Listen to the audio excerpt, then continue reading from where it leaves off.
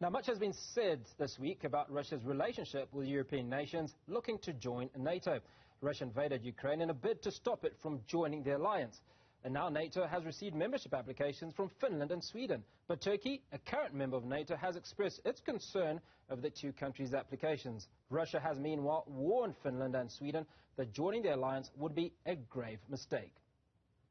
President Biden posed the question to his national security team, to his cabinet principals who cover national security, as to whether they supported the accession of Finland and Sweden, and for them to consider the risks as well as the benefits of bringing Finland and Sweden into the alliance. Unanimously, President Biden's national security team emphatically supported the entry of Finland and Sweden into the NATO alliance on the grounds that they have already proven themselves as highly capable security partners. In the parlance, we say net security contributors, meaning they give a heck of a lot more than they take when it comes to a security partnership or an alliance. And that we believe that Russian aggression has only reinforced the argument for the kind of defensive alliance that NATO presents and poses. Let's make sense of this with international relations expert Brooks Spector. Brooks, good afternoon. Thanks for speaking to us. So what we know currently is that Finland and Sweden have resolved to leave the proverbial fence and now join NATO. What has encouraged or pushed them to join NATO? Well, good afternoon. Good to be with you. I mean, very clearly what was the deciding factor was the Russian invasion of Ukraine. The Swedes and the Finns, respectively, during the entirety of the Cold War, from roughly, 1945 till the collapse of the Soviet Union, called themselves neutral nations. That did not mean that they treated the Soviet Union and NATO nations identically, but that they did not join the NATO alliance, nor for that matter could they be coerced into joining the Warsaw Pact, obviously.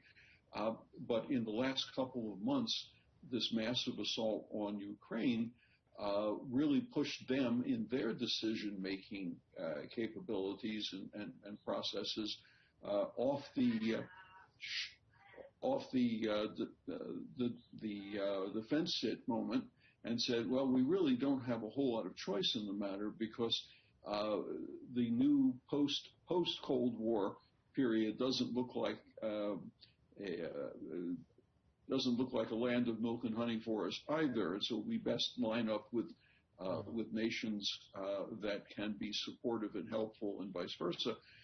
It's important to note, though, that both countries have, for the last number of years, engaged in participation in a variety of joint military exercises with NATO nations, including one that took place in Norway and off the coast of Norway earlier this year. And the other part of it is that as a result of these exercises and various other planning processes, they have developed a high degree of interoperability with NATO nation processes. And what that means simply is that their command structures understand each other. They issue the same kinds of commands. They speak the same language, metaphorically. Their technology and their weaponry is coordinated together so that they can act in conjunction with each other. For Russia, of course, what this means effectively is that essentially the entirety of the Baltic Sea now becomes a NATO lake. And for the Russians, that surely is not the outcome they had expected when they first launched their attack on Ukraine a couple of months back. They argued publicly, at least, that the reason for their attack had been to prevent what they used to call it a neo-Nazi drug thug leading government from joining NATO. And of course, Ukraine has obviously said that they would like to, but there's never been any formal processes to move that forward. Sweden and Norway have done just that.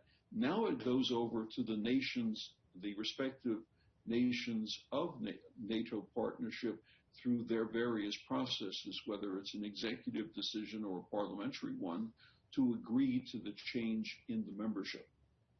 Okay, so talk to us about that process. They've put in the application. I presume it is being considered. President Joe Biden has been emphatic in endorsing it, but we do know that President Erdogan of Turkey has mixed feelings. Yeah, well, President Erdogan, sorry about the cat noise there. We have a fairly importuning young cat here.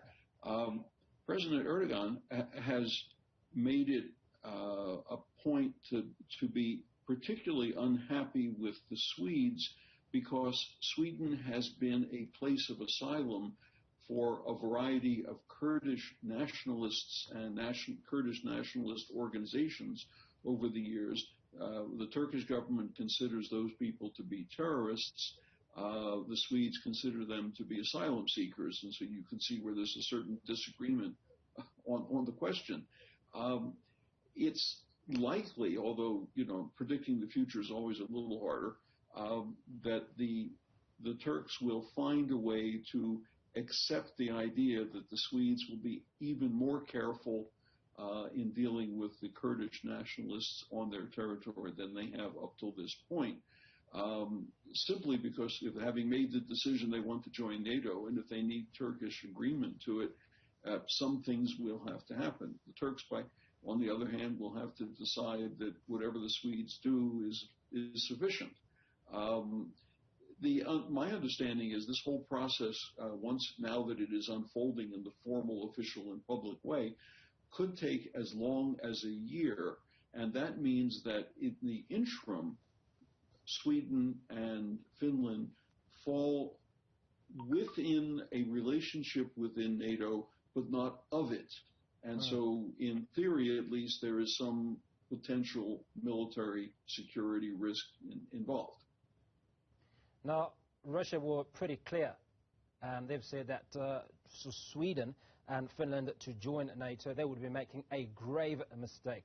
Is this a veiled threat, or do we know all about Russia too much and them not making threats that they can't keep? Well, they've made lots of threats. At one point along the way, in the last couple of days, one of the Russian government officials said, well, it really doesn't matter if the Finns join NATO anyway. Obviously, that comment gets washed over by later comments. Remember, too, that the Russians have a military history with Finland, which isn't all that pleasant for the Russians.